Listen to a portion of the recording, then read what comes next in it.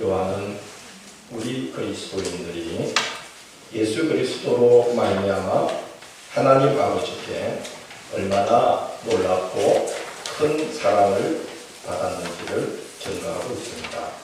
첫째, 하나님의 자녀라 일컬음을 받게 하셨다고 말합니다. 1절에서 이렇게 말합니다. 보라, 아버지께서 어떠한 사랑을 우리에게 베푸사 하나님의 자녀라 일컬음을 받게 하셨는가 우리가 그러하도다. 풀어서 말씀드리자면 이런 말입니다. 하나님 아버지께서 그의 아들 예수 그리스도를 통하여 우리 믿는 자들에게 얼마나 놀랍고 큰 사랑을 베푸셨는지, 우리가 하나님의 자녀라 일컬음을 받게 되었는데 우리가 바로 그 증거물입니다. 우리가 바로 그 하나님 사랑의 증인입니다 하고 말하는 것입니다. 그러나 세상 사람들은 하나님의 자녀라 일컬음을 받는 것이 얼마나 크고도 놀라운 직분인지, 얼마나 놀라운 복인지를 모릅니다. 그 이유를 요한은 이렇게 말합니다. 그러므로 세상이 우리를 알지 못하면 그를 알지 못합니다.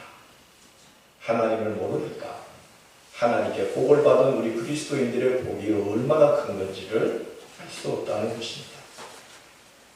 세상 사람들은 하나님을 모르기 때문에 우리가 하나님의 자녀가 된 것이 얼마나 놀랍고 큰 복을 받은 것인지를 알지 못합니다. 요즘도 우리 동네는 아직도 누가 몇 급 사무관이 되었다, 현수막을 딱 겁니다.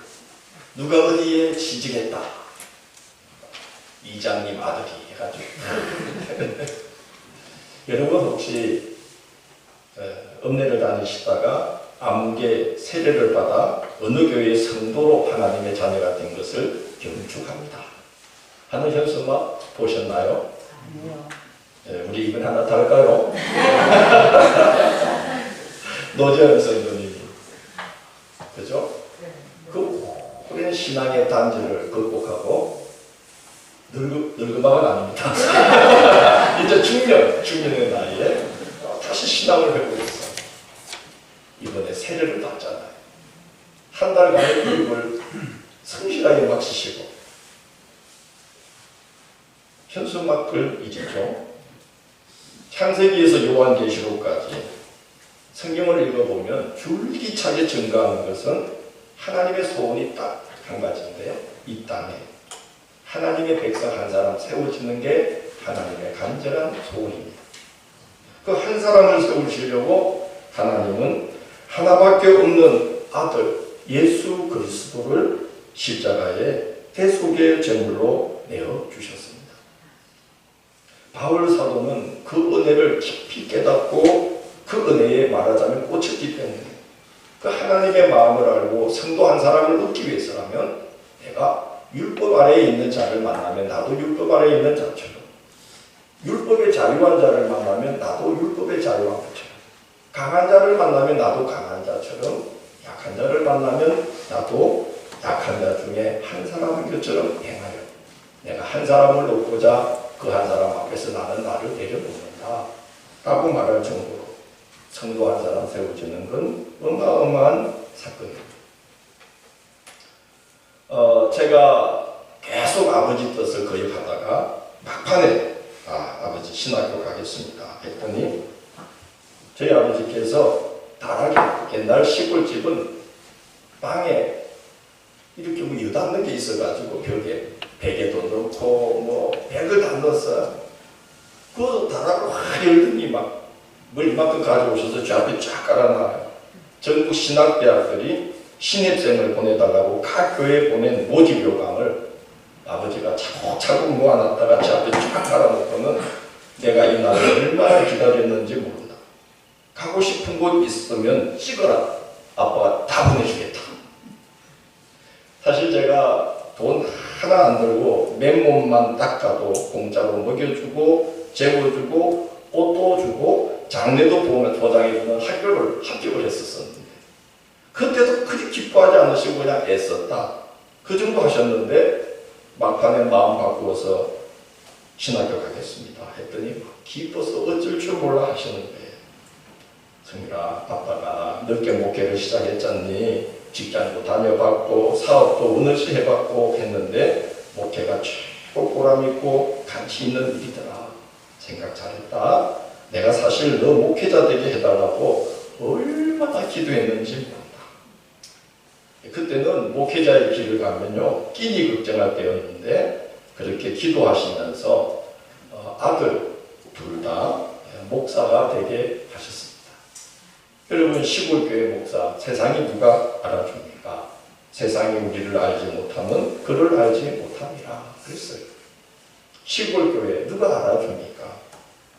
그러나 저는 지금도 저희 부친이 하늘 아버지 곁에서 그 하늘에서 우리 함양제일교회를 위해서 기도하시고, 왜냐? 아들이 담임을 하니까 기도하시고, 이 아들이 이 귀한 교회의 담임 목사의 책임을 끝까지 충성되게 완수하기를 충고하고 계신다고 믿습니다. 왜냐하면 이것이 세상에 주목받는 자리에 오르는 것과는 비교 불가능한 직분인 것을 아시기 때문입니다. 아마 이 시골교회의 목회를 정말 훌륭하게 잘 감당하도록 지금도 중보하실 거고, 제가 다시 하늘나라 가서 만나게 되면 기쁘게 안아주시면서 최고의 아들이다, 잘했다 하고 만날 날을 기다리고 계시리라고 생각합니다. 하나님의 자녀라 일컬음을 받는 것, 그것은 세상의 그 어떤 것과도 비교할 수 없는 어마어마한 복과 은혜를 입은 것입니다. 이스라엘이 세상의 기준으로 보자면 얼마나 작습니까? 우리나라 강원도 정도 크기인데 지금은 그래도 힘께나 쓰지만은 당시에는 주변 강력들의 틈바구니에서 늘 고통을 받았어요. 북으로는 아람, 아수르, 바벨론, 남으로는 이집트, 동으로는 암몬, 모압, 에돔, 이렇게 에워싸여서 침략당하기 일쑤였습니다. 그러나 하나님은 이스라엘을 남달리 보셨어요. 그 나라들을 다 합쳐도 나는 이스라엘과 바꾸지 않는다라고 말씀합니다. 이사야 43장 1절, 3절, 7절, 21절, 오늘 생명의 말씀 1번에 보면 이렇게 말씀하고 있어요. 너는 두려워하지 말라. 내가 너를 구속하였고 내가 너를 지명하여 부르나니 너는 내가 애굽을 너의 속량물로 구스와 서바를 너를 대신하여 주었노라. 내 이름으로 불려지는 모든 자 곧 내가 내 영광을 위하여 창조한 자를 오게 하라. 그를 내가 지었고 내가 그를 만들었느니라. 이 백성은 내가 나를 위하여 지었나니 나를 찬송하게 하려 합니다.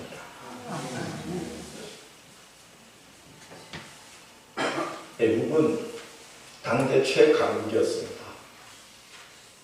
구스는요 어떤 나라입니까? 당대 그 당시에 세계에서 활을 잘 쏘기로 유명한 궁수들이 절비한 전투력 최강의 나라예요. 여러분, 뭘 잘하는 사람을 명수라고 그러죠. 활 잘 쏘는 사람은 무슨 명수예요? 활명수.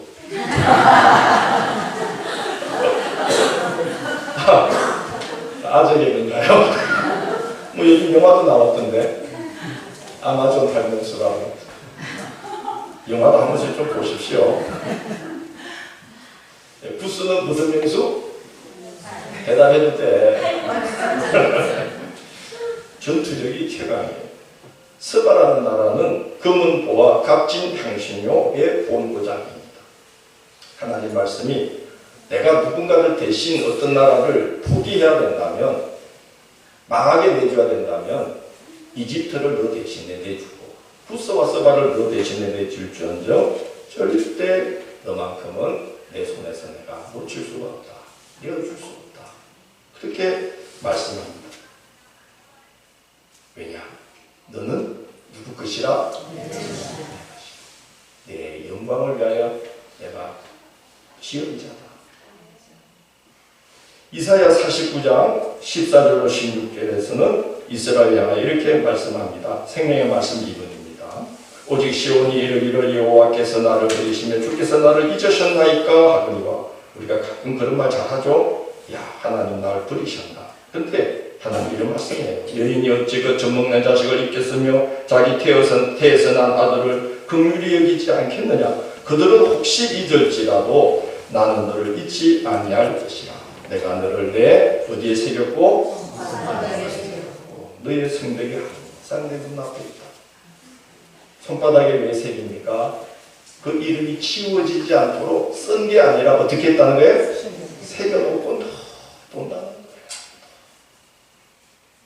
내 눈은 너의 집 문을 항상 보고 있다. 아브라함과 맺은 약속을 기억하셔서 그의 자손들을 하나님의 자녀로 삼아주심이 이 정도라면 우리는 당신의 아들 예수 그리스도의 피값을 자기 자녀 삼아주시온 우리 그리스도인들인데 하나님 우리를 얼마나 더 귀한 자녀로 여겨주시겠습니까? 바울 사도는 우리 그리스도인의 가치, 몸값이 어느 정도인지 그 가치가 어디서부터 나오는지를 이렇게 증거합니다. 고린도전서 7장 23절 생명의 말씀 3번이에요. 너희는 무엇으로 사신 것이니? 값으로 사신 것이니 사람들의 종이 되지 마라. 무슨 값입니까? 누구의 피값입니까? 우리는 하나님의 아들 예수의 피값으로 하나님의 자녀가 된 사람들입니다. 몸값이 엄청나죠. 베드로 사도는 그 사실을 이렇게 증거하고 있습니다. 베드로전서 1장 18절로 19절 생명의 말씀 4번입니다. 너희가 알거니와 너희 조상이 물려준 헛된 행실에서 대속함을 받은 것은 은이나 금같이 없어질 것으로 된 것이 아니요 오직 흠없고 정없는 어린 양 같은 그리스도의 보배로운 피로 된 것입니다. 우리 믿는 자들이 예수 그리스도로 말미암아 하나님께 받은 큰 복과 은혜는 최고의 복은 그 피값으로 인해 우리 같은 죄인이 감히 하나님의 자녀라 일컬어짐을 받게 된 것입니다. 우리 믿는 자들이 예수 그리스도로 말미암아 하나님께 받은 크나큰 복과 은혜의 두 번째, 오늘 요한이 본문에서 증거하는 바는 죄 가운데 빠져 지내지 않게 되는 것이라고 말합니다. 2절을 보면 요한이 이런 말을 합니다. 풀어서 말하자면 이런 말입니다. 우리가 지금은 하나님의 자녀일지라도 그로 인하여 장래에 보게 될 영광을 아직 보지 못하여 그 가치를 제대로 알지 못하지만 주님을 다시 뵙게 되는 날 우리도 주님과 같이 영광스러운 부활의 몸을 입게 될 것이고 영광 가운데 계신 주님을 참모습 그대로 바라보며 그분 앞으로 초대받는 복을 누리게 될 것입니다. 이게 2절의 내용입니다. 세상에 내놓으라 하던 자들도요 주님의 심판 앞에서는 고개를 못 듭니다. 또 너무나 눈부신 완전한 빛 앞에 그 죄가 부끄러워서 고개를 못 듭니다. 그러나 그때 우리는 주의 공로를 힘입어 그 피값으로 제사함 받은 그 은혜 하나 때문에 우리는 고개를 당당히 들고 마라나타 주 예수여 어서 오시옵소서 하고 주님께로 성큼성큼 달려갔어. 그분의 참모습을 바라보면서 그 품에 안겨서 참 안식을 누리게 된다는 것입니다. 우리는 죽음을 앞두고 행복합니다. 죽을까봐 아멘 안 합니다. 예수 그리스도의 피값으로 우리가 그리스도인이 되고 하나님의 자녀로 일컬음을 받는 것이 얼마나 놀랍고 큰 은혜이며 복입니까? 미래에 이런 미래가 어디 있어요? 고개를 들고 주님을 보게 된다는 거예요. 그의 참모습을 바라보며 이 세상에 이런 누추한 몸이 아니라 주님과 같은 부활의 몸을 입어서 주님을 보는 복을 누리게 되는 것이다. 예수님이 십자가에서 나를 위해 흘리신 피의 값이 어느 정도인지 안다면 우리는 우리 자신을 대하는 마음가짐이 달라질 수밖에 없습니다. 시편 49편 6절로 8절은 예수님의 피값이 어느 정도인지를 비교할 수 있는 말씀을 해요. 생명의 말씀 5번입니다. 우리 같이 한번 읽어볼까요? 자기의 재물을 의지하고 부유함을 자랑하는 자는 아무도 자기의 문제를 구원하지 못하며 그를 위한 속죄를 하나님께 바치지도 못할 것은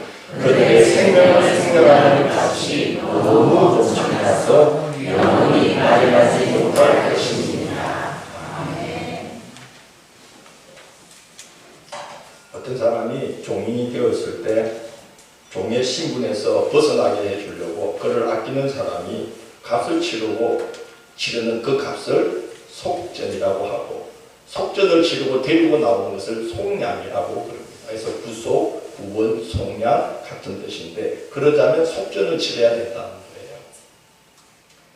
그런데 오늘 이 말씀을 보면 우리가 아담으로 말미암아 범죄함으로 함께 죄와 타락에 빠져들어 부패하여 우리가 하나님과 이렇게 끊어진 자가 되었어요.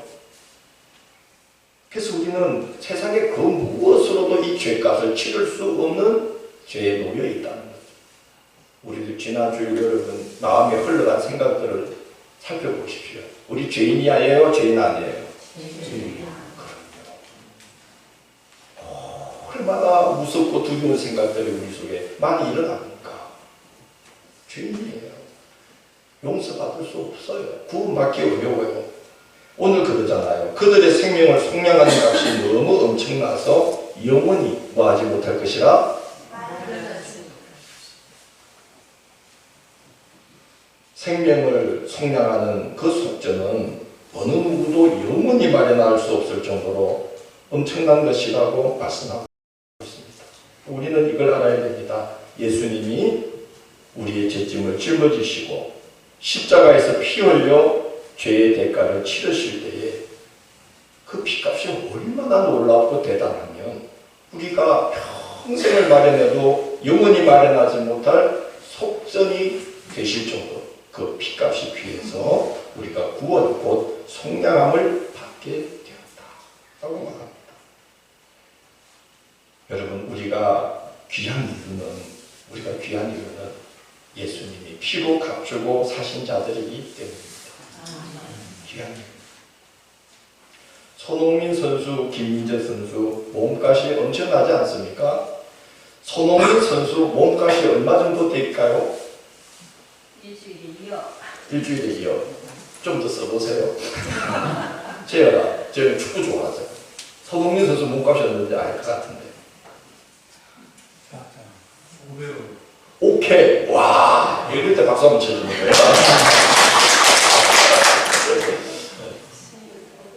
984억. 거의 맞췄잖아요. 놀라지도 않으시네요.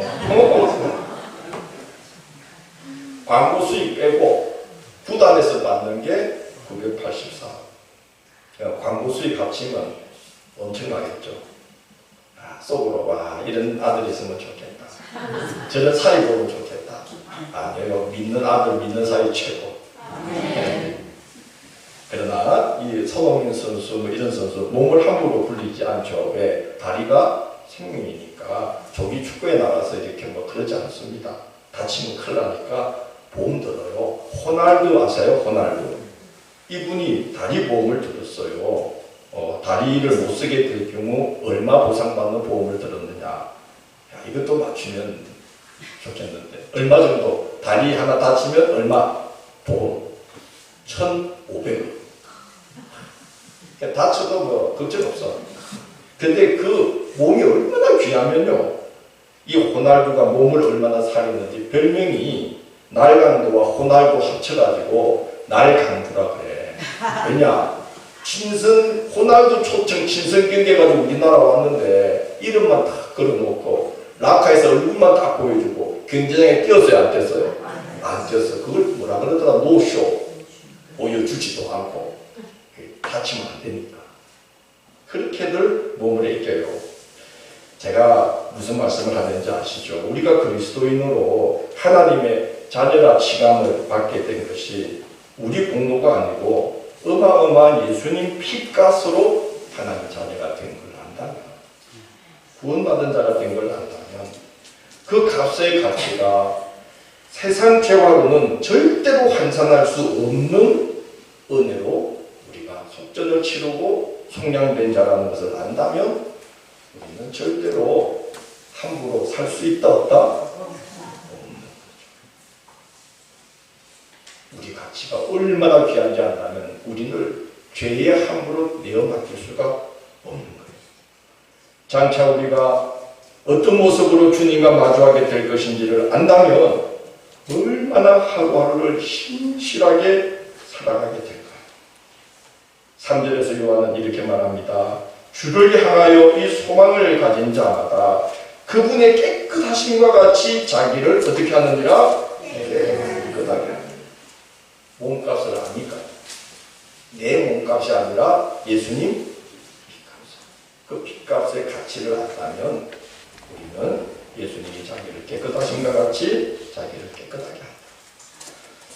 사람들은 나이가 들면서 마구 사는 경향이 있습니다. 뭐 사는 거 별거 있어 이리 살다 가면 그만이지 그럽니다. 예, 그분들은 죽음이 끝이기 때문입니다. 그러나 우리는 죽음이 절대로 끝이 아닙니다. 그분들은 늙어가면서 자기 몸값이 점점 없어진다고 생각하기 때문에 막 삽니다. 그러나 우리는 몸값이 나이 든다고 어떻게 된다고 몸값이 없어지는 사람들이 아니에요. 우리는. 그래서 그리스도인은 나이 들어도 함부로 안 살아요. 주님 앞에 곧 서게 될 것이기 때문에 절대로 허송세월을 할 수가 없는 거죠. 성경을 한 자라도 더 보게 됩니다. 기도를 하루라도 더 하게 됩니다.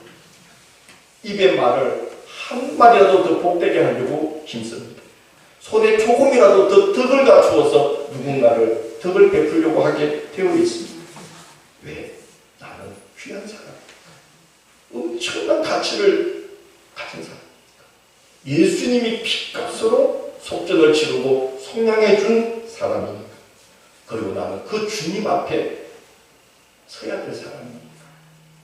하루하루 주님을 향해 걸어가야 될 사람이니까.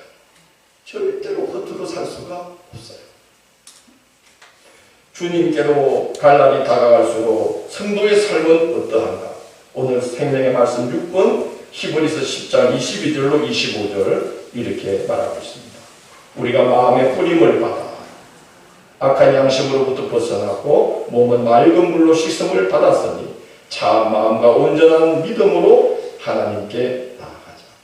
또 약속하신 이는 믿으시니 우리가 믿는 믿음의 소망을 움직이지 말며 굳게 잡고 서로 돌아보아 뭘 격려하며 사랑과 선행을 격려하며 모이기를 피하는 어떤 사람들의 습관과 같이 하지 말고 오직 권하여 그날이 어떻게 함을 볼수록 가까움을 볼수록 우리 믿는 사람들은 나이 든다고 인생 사는 게 뭐 있어 이러고 막 살지 않아요. 그날이 가까움을 볼수록 더욱더 기도하고 더욱더 말씀 보고 더욱더 사랑과 선행을 서로 격려하면서 주님 앞에 갈 날 가까우니까 우리 이 세상에 기회 있을 때 좀 더 사랑하며 삽시다. 좀 더 기도하며 삽시다. 좀 더 신령과 진정으로 예배합시다. 좀 더 우리가 서로를 섬기며 선행으로 살아갑시다. 하나님이 주신 귀한 세월 아깝게 여기며 귀하게 여기며 살아갑시다. 아멘. 그렇게 산다는 거죠. 마지막을 볼 수. 믿는 사람은 죽음이 끝이 아니잖아요. 뭐 사는 게 뭐 별거 있어? 막 살지 않아요. 오늘 말씀 6절을 보면 그 안에 거하는 자마다 범죄하지 아니하나니 범죄하는 자마다 그를 보지 못하였고 그를 뭐하지도 못하느니라. 예수 그리스도의 핏값을 모르기 때문에 악의적이고 고의적이고 습관적인 죄를 범하며 사는 것이지 그 핏값을 아는 사람은 범죄, 즉 악의적이고 고의적이고 습관적인 죄에 빠져들지 않는다는 것입니다. 믿는 자들이 예수 그리스도로 말미암아 하나님께 받은 복과 은혜 세 번째는 서로 사랑하게 된다는 것입니다. 10절을 보면 하나님의 자녀인지 마귀의 자녀인지 하나님께 속하여 있는지 마귀에게 속하여 있는지 드러나는데 무엇으로 알 수 있는가? 그 형제를 사랑하느냐 사랑하지 않느냐 그것으로 보아 알 수 있다고 말하고 있습니다. 여기서 말하는 그 형제는 누굽니까? 우리 아들, 딸, 언니, 오빠가 아닙니다. 예수 그리스도의 은혜로 함께 하나님의 자녀된 믿음의 식구를 말하고 있습니다. 내가 예수 그리스도의 그 엄청난 핏값으로 속전을 치르고 속량받은 자라는 걸 안다면 바로 내 옆에 믿음의 형제 자매들도 똑같이 엄청난 핏값으로 하나님의 자녀된 자라는 걸 알게 된다는 거예요. 그래서 그 사람을 귀하게 여기게 된다는 거예요. 사랑하게 된다는 거예요. 그래서 그가 하나님께 속하였는지 마귀에게 속하였는지는 그가 그 형제를 대하는 걸 보면 합니다. 사랑으로 대하면 누구의 자녀? 하나님께 속한 자요. 미움과 저으로 대하면 마귀에게 속한 자. 핏값을 아는 자는 하나님이 핏값 치르고 자기 자녀 삼은 믿음의 식구들을 사랑하게 된다는 거죠.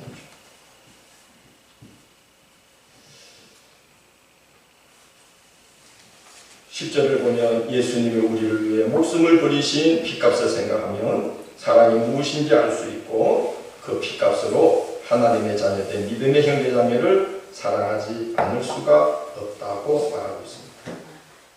예수님으로 인해 그 핏값을 알고 참 사랑을 알게 된 자는 복 있는 자입니다. 사랑으로 행해야 됩니다. 사랑으로 행하는 자는 지치지 않습니다. 그래서 그 조건희 목사님이 예배혁명이라는 그 책에 보니까 이런 말씀을 했어요. 그리스도인은 하나님의 일꾼이 되기 전에 먼저 하나님의 연인이 되어야 합니다. 우리 교회는 자꾸 성도 한 사람 오면 일을 맡기려고 해요. 일꾼이 부족하니까. 그러나 일보다 앞서는 게 사랑이라고. 그래서 조건희 목사님은 예배혁명 책에서 우리 성도는 하나님의 일꾼 되기 전에 하나님의 뭐가 되어야 된다? 연인이 돼야 돼. 하나님과 어디에 빠지는? 하나님을 사랑해야 된다. 그러면 지치지 않고 성도를 사랑할 수 있습니다. 지치지 않고 일할 수 있습니다. 그래서 하나님의 일꾼 되기 전에 먼저 하나님의 무엇이 되십시오? 연인이 되십시오. 그러면 성도를 사랑할 수 있습니다. 라고 말하고 있어요. 이 귀한 고난주간 절기가 시작됩니다. 우리를 위해서 예수님이 십자가에 오르셔서 얼마나 놀라운 값을 치르셨는지를 우리가 기억하고 그 은혜로 우리는 하나님의 자녀라 일컬음을 받게 되었고 그 핏값을 알므로 우리는 죄의 함으로 우리를 내놓지 않게 되었고 그 핏값을 알기에 우리를 이렇게 사랑하셨구나 하고 우리도 하나님을 사랑하고 믿음의 식구들을 사랑하고 우리를 힘들게 하는 사람까지도 감당하고 견뎌내면서 살아갈 수 있는 복을 우리가 입게 된 것이에요. 이 고난주간 그 은혜, 그 사랑, 그 피값을 깊이 묵상하시고 그 그리스도의 피로 몸이 적셔지는 하루하루가 되시기를 주의 이름으로 축원합니다. 아멘.